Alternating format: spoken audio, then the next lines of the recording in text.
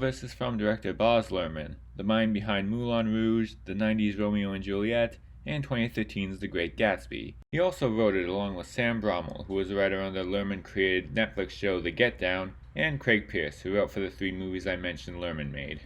But it's still Luhrmann's movie through and through. You were expecting another version of Bohemian Rhapsody? Well, you'll sort of get that, but you'll get it really fast-paced and stylized. He's made a name for himself making old-timey epic tragedies that still manage to be extremely modern and full of fast, stylized editing, and that's what this is. This ain't no nostalgia show. We're gonna do something different. This is the same guy who made a Great Gatsby movie with the soundtrack by Jay-Z, truly the sound of the time. And now he's made an Elvis biopic with the soundtrack of some of his biggest proteges, like Doja Cat, Eminem, Denzel Curry, Sway Lee, and Diplo. Fortunately, most of the music that actually appears in the movie fits in with the time period, even when it's done by artists who weren't around back then. Only one of the weird choices makes it in, which was Doja Cat's contribution, which I'm using the music video for since Warner Brothers really hates when I use their trailers to promote their movies. But despite that, this still feels like a modern take on the subject's life. It's a very energetic and entertaining movie that indulges in eccentric montages and creative camera work and transitions. A movie so unlike most other period pieces it doesn't even seem that jarring when Doja Cat plays, and it benefits from a good performance from relatively unknown Austin Butler. The more well-known Tom Hanks is not as good. He abandons his reputation as a likable actor to play the scumbag manager who exploits Elvis. He plays this under a lot of prosthetics and a really bad accent. He's almost unrecognizable, but that doesn't mean he's particularly good. But also, at the same time, I like the way that the movie's told from his perspective. The movie is best when it's moving away from the music biopic formula and showing his exploitation, which happens mostly in the second half. The more cynical of you could call the first half pretty standard generic music biopic stuff, but then again, the generic formula usually includes the artist overcoming his demons and not dying on the toilet. In the end, it feels more like one of Luhrmann's stylized tragedies. As a comparison, later on the day I watched this, the family decided to watch another music biopic on Hulu, Stardust, about my mother's hero David Bowie, so we watched it not knowing much about it. The positive is that it's not the generic biopic, in the sense that it's only about a certain part of his life, trying to sell his work in America and eventually coming up with the Ziggy Stardust persona. The negatives? Everything else. They didn't even have any David Bowie songs in it. Bowie performs before people and plays covers. I looked it up and it turns out they couldn't get the rights to his music because the Bowie estate believed he wouldn't have wanted this movie to be made, and they made it anyway, into a cheap boring ass movie where David Bowie is a complete and total dick to everyone. I'm bringing this up just to say that it really brought to mind just how good Elvis was as a biopic, and not just because it actually doesn't hate its subject.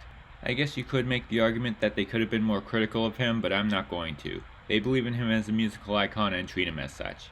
In a movie with good acting, actual entertainment value, and yes, Elvis songs.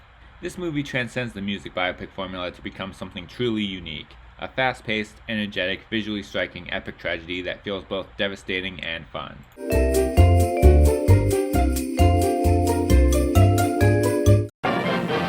And now, before the next show starts, let's enjoy an intermission. You'll find our snack bar chock full of good things to eat and drink. Tasty, tempting hot dogs, thirst-quenching soft drinks, fresh, crunchy popcorn, a complete assortment of delicious candy, and a full line of cigarettes. You've plenty of time, so visit the snack bar now. A tasty treat will double your enjoyment of the show. Come on, everybody, and stomp your feet real loud. Come on, everybody, take a real deep breath and repeat after me. Hey, hey, my baby loves me. I said, my baby, I said, my baby, love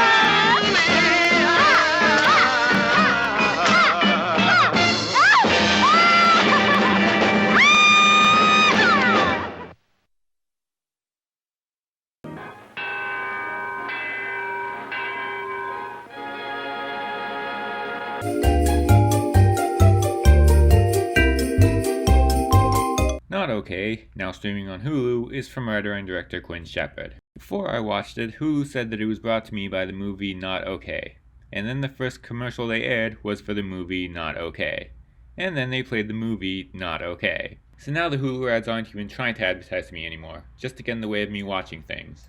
Anyway, it's the story of a young writer who wants to impress people, so she lies and says that she's taking a writer's retreat in Paris, and forges pictures on her Instagram to keep up that lie.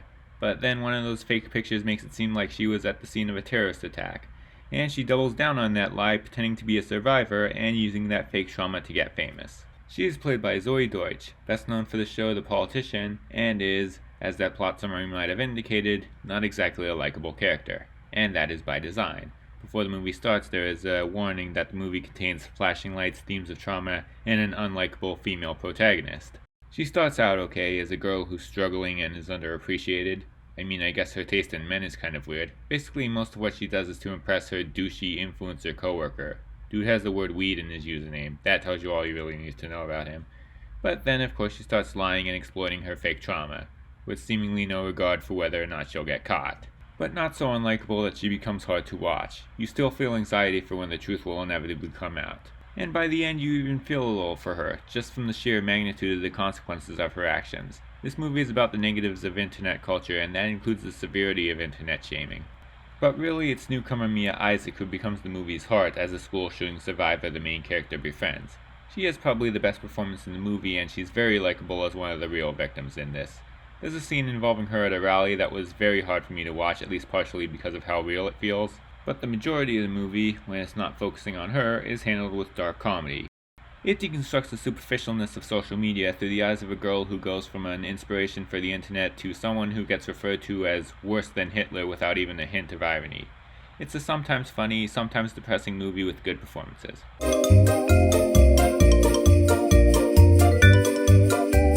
Also, yesterday I was on vacation in Paris, and I survived the alien invasion. I'm very traumatized. So join my Patreon, link in the description.